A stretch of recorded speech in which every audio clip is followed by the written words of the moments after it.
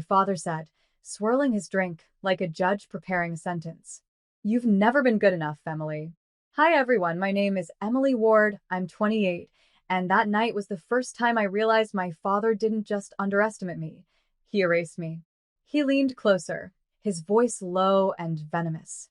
You were always the weak link in this family. I just nodded, because arguing with him was pointless. My mother sat quietly beside him, pretending to adjust her pearls, pretending not to hear.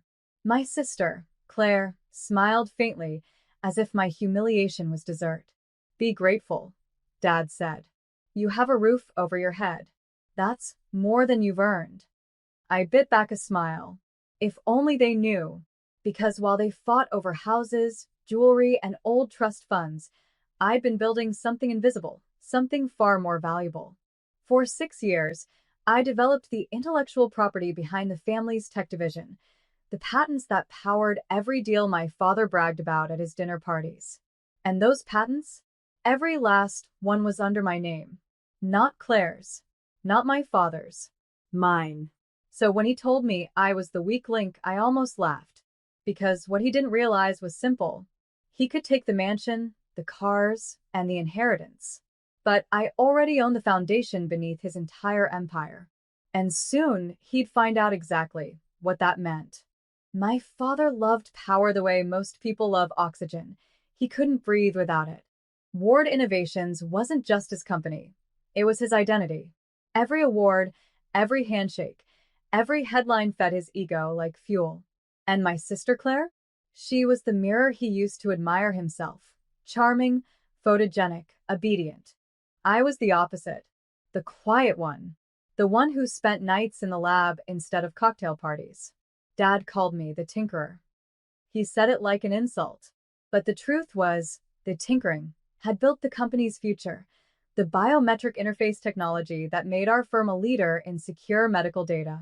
I'd spent years perfecting it, and when it came time to file the patents, Dad told me to put them under the company name. I didn't. I filed them under mine. Quietly. Legally. Permanently. When the lawyer called to confirm, I remember him asking, Miss Ward, are you sure you don't want to list your father's corporation as a co-owner? I'm very sure, I'd said. This is my work. He'd hesitated.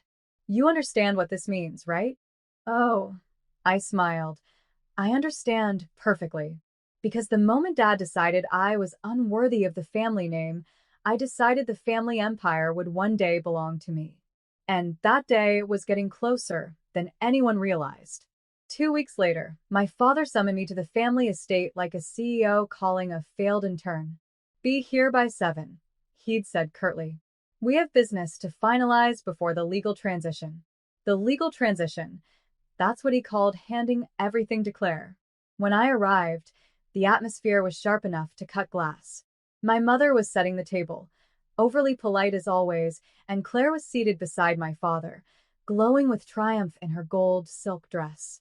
Dad didn't even look up. Sit, Emily. This won't take long. He pushed a folder toward me. The inheritance documents. Sign this, and we'll ensure you get a small settlement for your cooperation. I opened the folder. The words intellectual property transfer stared back at me in bold print. He wanted my patents. He wanted my life's work. Claire smirked. Come on, Em. It's just business. You'll be comfortable. I looked between them. My father's arrogance, my mother's silence, my sister's entitlement. Then I closed the folder slowly. No, I said quietly. Dad's expression darkened.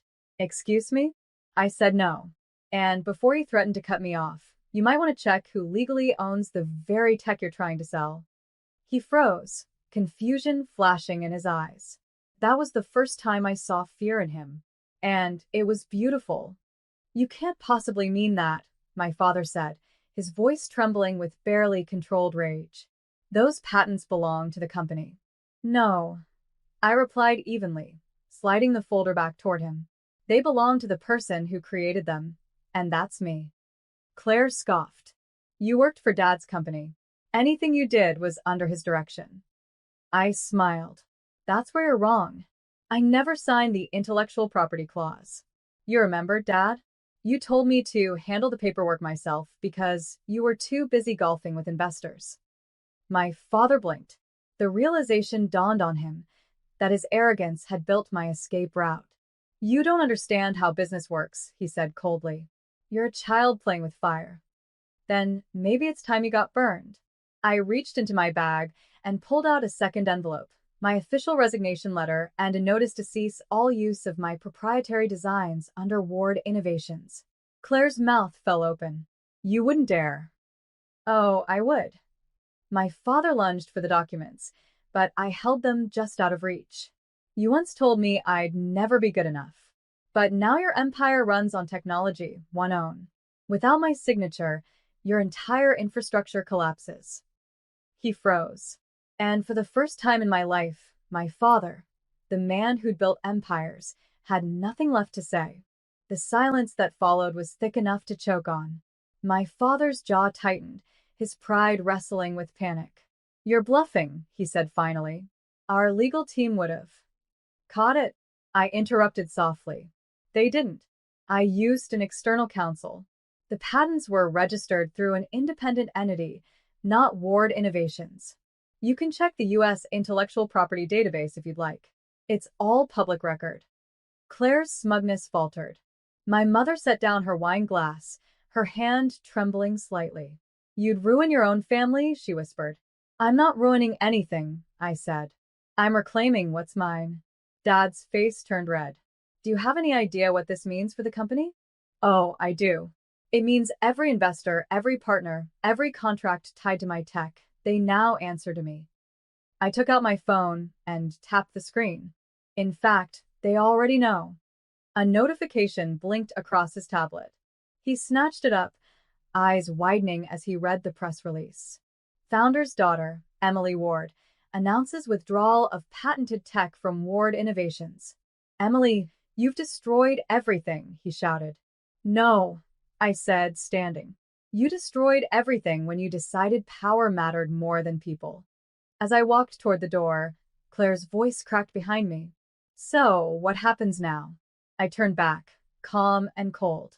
Now, I said, the weak link becomes the chain. By morning, chaos had erupted. Even lawyers from my father's company. Ward Innovation stock had dropped 12% overnight. I sat by the window of my apartment, sipping coffee, watching the sunrise with quiet satisfaction. Dad had called 8 times. Claire, 5. Mom once, to say I'd gone too far. I didn't answer any of them. Instead, I called my attorney, Miles. Everything's filed and protected? I asked. Every last patent, he said. They can't use a single piece of your tech without your written consent. Good, I murmured. Now, let's talk about licensing. Miles hesitated. You're still going to work with them? Not exactly. I'll offer them the same deal they offered me, a small settlement for limited access. He laughed softly. Poetic. By noon, the company's legal team reached out for an urgent meeting. My father sounded desperate on the call. Emily, let's discuss this privately, as family. Family? I repeated. Funny how you only remember that word when you're losing. Claire chimed in, her tone brittle. Dad made mistakes, but this isn't how we fix them. I'm not fixing anything, I said. I'm teaching you what happens when you underestimate someone who built the foundation you stand on. That night, I sent them an email. Subject line. Licensing terms, weak link clause.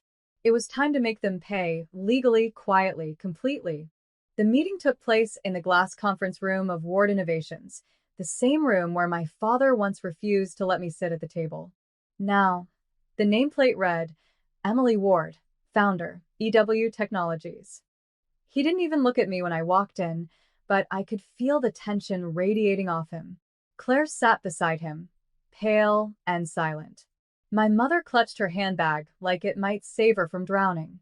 Let's make this simple, I began, sliding the licensing contract across the table. If you want to continue using my intellectual property, you'll pay annual royalties at market value, 20% of all net profits.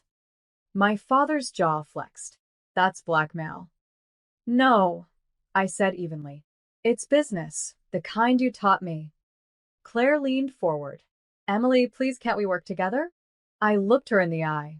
You made it clear who was family and who wasn't. I'm just honoring your definition. Dad's voice broke through the silence. You're destroying everything we built. I smiled. No, Dad. I'm preserving what I built and saving your company from legal collapse in the process. He stared at the paper, defeated. Then slowly he signed. I gathered the documents, calm and composed. Thank you. The royalties will be deposited quarterly. Try not to miss a payment. As I turned to leave, the board members stood to shake my hand. For the first time ever, they saw me not as his daughter, but as his equal. Weeks later, the world had adjusted. Ward Innovations operated under my licensing terms. Every product, every press release, every investor briefing carried a small but powerful credit line. Technology licensed under EW Technologies. My father couldn't escape my name if he tried. Claire kept her distance now. When we crossed paths at charity galas, she smiled too brightly, spoke too softly, terrified of saying the wrong thing. My mother still called sometimes, her tone sugar-coated, asking when I'd come home for dinner. Home. That word had never sounded emptier. I had my own office, now overlooking the same skyline my father once dominated. The press called me the silent architect of the Ward legacy, the genius who turned her family's rejection into a multi-million-dollar empire. But to me, it was never about fame or money. It was about balance. I visited the old family estate one evening. The gates opened automatically. My system still ran the security. Inside, I found my father standing on the porch, older somehow, smaller. You won, he said quietly. No, I replied, staring at him through the fading light. I just stopped losing. He nodded once, eyes dropping to the ground. No apology, but no denial either. As I walked away, the air felt lighter. They had stripped me of recognition, inheritance, and love. But in the end, I took everything they valued most. Not through rage,